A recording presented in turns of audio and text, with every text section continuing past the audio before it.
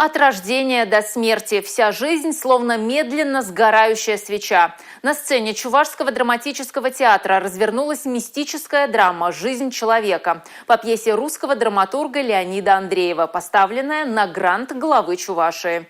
На премьере спектакля побывали мои коллеги.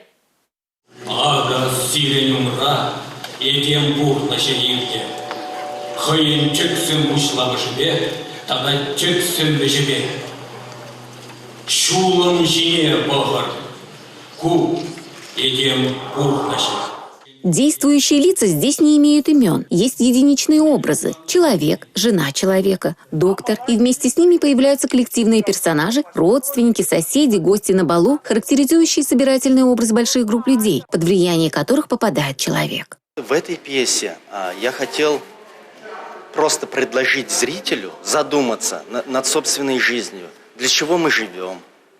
Для чего мы боремся? Для чего мы к чему-то стремимся? Для чего мы, кто-то накапливает богатство, кто-то накапливает знания, кто-то приобретает каких-то покровителей, друзей. Всегда ли это правильно?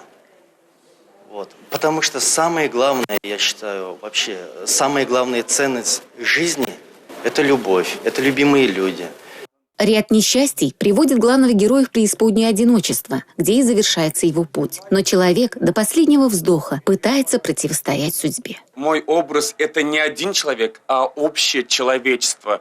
Так, наверное, хотел показать Леонид Андреев, что в одном человеке живут много людей. Это представление совершенно новое для Чувашского театра. И артисты нас удивили своей игрой, своей эмоциональностью.